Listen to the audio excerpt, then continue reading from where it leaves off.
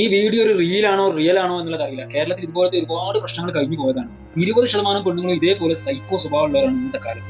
അവരോട് എനിക്കൊന്നും പറയാനില്ല. ബാക്കി വരുന്ന 80% പെണ്ണുങ്ങളിൽ 70% പെണ്ണുങ്ങൾക്കും ഇത്രത്തോളം അല്ലെങ്കിൽ ഇതിന്റെ താഴെ കണ്ടിട്ട് ചില പ്രശ്നങ്ങളുണ്ട്. അത് പറയാതിരിക്കാൻ ഒരു നിർവാഹം. ഭർത്താക്കന്മാരോടുള്ള ദേഷ്യം, ഭർത്താക്കന്മാരുടെ വീട്ടുകാരോടുള്ള ദേഷ്യം സ്വന്തം കുഞ്ഞിന്റെ ദേഹത്ത് തീർക്കുക. എത്ര മോശപ്പെട്ട ഒരു പരിപാടി നോക്കെ. നിങ്ങളെ ഉദ്ദേശം എന്ന് പറഞ്ഞത് ഭർത്താക്കന്മാരെ വേദനിപ്പിക്കുക എന്നുള്ളതാണ്. ഭർത്താക്കന്മാരോടുള്ള പക വീട്ടുക, അവരുടെ മനസ്സിനെ വേദനിപ്പിക്കുക എന്നുള്ളതാണ്. അതിന് നിങ്ങൾ ചെയ്യുന്ന വിഡ്ഢിത്തരം എന്താണ്? സ്വന്തം കുഞ്ഞിനെ മാനസികമായിട്ടും ശാരീരികമായിട്ടും വേദനിപ്പിക്കുകയാണ്. എന്നിട്ടൊരു ന്യായീകരണമാണ് 10 മാസം ഞങ്ങൾ കഷ്ടപ്പെട്ട് ചുമന്ന് പ്രസവിച്ച് ഞങ്ങളെ കുഞ്ഞുങ്ങളാണ് എന്ന് കരുതി എന്താണ് ഭർത്താക്കന്മാരോടുള്ള ദേഷ്യം തീർക്കാനുള്ള ചെണ്ടകളാണ് മക്കൾ എന്നാണ് അതിന്റെ അർത്ഥം. മക്കളോട് കാരുണ്യമുള്ള അമ്മയാണ് നിങ്ങളെങ്കിൽ മറ്റുള്ളവരോടുള്ള ദേഷ്യം ആ കുഞ്ഞിനോട് നിങ്ങൾ ഒരിക്കലും തീർക്കില്ല. നിങ്ങൾ എന്ത് തന്നെ ന്യായീകരിച്ചാലും കാര്യമില്ല. കാരണം ചിലർ ന്യായീകരിക്കും ഞങ്ങൾ മെല്ലെയാണ് അടിച്ചത്, അത് സ്ട്രോങ് ഇല്ല എന്നൊക്കെ. ഈ ഭർത്താവിനോടുള്ള ദേഷ്യമാണ് തീർക്കുന്നത്. ഭർത്താവിനെ അടിക്കാനുള്ള ഒരു അവസരം കിട്ടിയ എത്രത്തോളം സ്ട്രോങ്ങിലാണോ അവരെ അടിക്കുന്നത്, അത്രത്തോളം സ്ട്രോങ്ങിലും അത്രത്തോളം ദേഷ്യത്തിലാണ് ആ കുഞ്ഞിനോട് കാണിച്ചിട്ടുള്ളത്. എന്നിട്ടാണ് ഈ പറഞ്ഞത് മെല്ലെയാണ് അടിച്ചത്.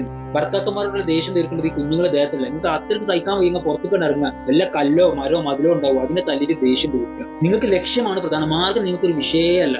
ഭർത്താവിനെ അടി ഉണ്ടാക്കിയിട്ട് ഭർത്താവിനോട് ഒരു ദേഷ്യം ഉണ്ടെങ്കിൽ അത് തീർക്കണം എന്നുണ്ടെങ്കിൽ നിങ്ങൾക്ക് സ്വന്തം കുഞ്ഞിന്റെ കഴുത്തിൽ കത്തി വെക്കാനും എടുക്കില്ല. അങ്ങനത്തെ സൈക്കോ സ്വഭാവമാണ് ഇന്നത്തെ കൂടുതലും പെണ്ണുങ്ങൾക്കുള്ളത്. 10 മിനിറ്റ് കഴിഞ്ഞാൽ അതാണ്ട് മാറും. വെറുതെ ആ 10 മിനിറ്റ് പിശാചിന്റെ കെണിയിൽപ്പെട്ട് മൂഞ്ചാൻ നിൽക്കണ്ട.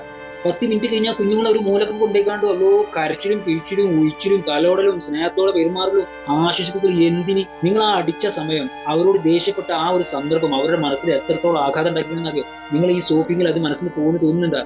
ഒരിക്കലും ഇല്ല. ഇവിടെ കെടുക്കും കാലാകാലം. അപ്പൊ കുഞ്ഞുങ്ങളോട് കരുണ കാണിക്കുക, വാത്സല്യം കാണിക്കുക, ദേഷ്യം തീർക്കുക. മറ്റുള്ളവരുടെ ദേഷ്യം കുഞ്ഞുങ്ങളോട് തീർക്കാതിരിക്കുക.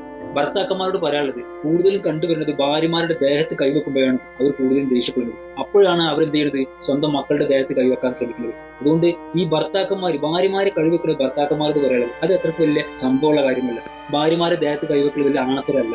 അവരെ ബഹുമാനിക്കാനാണ് അള്ളാഹുവിന്റെ റസൂൽ നമ്മളെ പഠിപ്പിച്ചിരുന്നത്. കാരണം അവർ നിങ്ങളുടെ മക്കളുടെ ഉമ്മയാണ് എന്നാണ് പറയുന്നത്. നിങ്ങൾ ബഹുമാനിക്കണമെന്നൊന്നുമില്ല. ദേഹത്ത് കൈവെക്കുന്ന പരിപാടിയില്ല. അതാണ് നിർത്തിച്ചാൽ തന്നെ കുറെ പ്രശ്നങ്ങൾ ഒരുങ്ങിത്തരും. പിന്നെ അത് മാത്രമല്ല, കുഞ്ഞുങ്ങളുടെ മുന്നിൽ വെച്ചിട്ട്, മാതാപിതാക്കളുടെ മുന്നിൽ വെച്ചിട്ട്, അത് ഭാര്യന്റെ ആയിക്കോട്ടെ ഭർത്താവിന്റെ ആയിക്കോട്ടെ, മാതാപിതാക്കളുടെ മുന്നിൽ വെച്ചിട്ട് കുഞ്ഞുങ്ങളുടെ മുന്നിൽ വെച്ചിട്ടും ഒരു പ്രശ്നം ഉണ്ടാകാതിരിക്കാൻ ശ്രദ്ധിക്കുക. കാരണം ഈ മാതാപിതാക്കൾക്ക് ഒരു പ്രശ്നമുണ്ട്. ഈ മക്കളെ കല്യാണം കഴിപ്പിച്ച് വിട്ടുകൊണ്ട് എന്റെ മകൾക്ക് അല്ലെങ്കിൽ എന്റെ മകൾക്ക് ഒരു സ്വസ്ഥതയും സമാധാനം ഇല്ലല്ലോ എന്നുള്ള സങ്കടം അവരെ മനസ്സിലുണ്ടാവും. കുഞ്ഞുങ്ങൾക്ക് പിന്നെ പറയണ്ട, മാതാവും പിതാവും കൂടി അടി ഉണ്ടാക്കാൻ തന്നെ അവർക്ക് ഒരു ഭയം ഉണ്ടാവും. അത് കണ്ടിട്ടാണ് അവർ വളരുന്നത്. അത് മാത്രമല്ല, ഈ ഭർത്താവിനോട് എന്തെങ്കിലും ദേഷ്യം വന്നാൽ തൊട്ടടുത്ത് കുഞ്ഞിന്റെ നേരക്കായിരിക്കും ഈ ഭാര്യമാര് തിരിയല്. അതൊക്കെ ഒഴിവാക്കണം എന്നുണ്ടെങ്കിൽ ഇവരെ മുന്നിലുള്ള ഈ അടിണ്ടാക്കൽ ഒഴിവാക്കുക. ഒരു ഭാര്യ ഭർത്തൃ ജീവിതത്തിൽ അടിമുടിയൊക്കെ ഉണ്ടാവും. അത് ഒറ്റക്കായിക്കോ, മക്കളെ മുന്നിന്നോ, മാതാപിതാക്കളെ മുന്നിന്നോ, കുടുംബക്കാരെ മുന്നിന്നോ, അയൽവാസികളെ മുന്നിന്നോ, കൂട്ടുകാരെ മുന്നിന്നോ അല്ല അത് ചെയ്യേണ്ടത്. എല്ലാവർക്കും നല്ല ബുദ്ധി ഉണ്ടാകട്ടെ എന്നും എല്ലാ മക്കളും സുരക്ഷിതരായിരിക്കട്ടെ എന്നും പ്രാർത്ഥിക്കുകയാണ്. അതോടുകൂടി നല്ലൊരു ജീവിതം ആശംസിക്കുന്നു.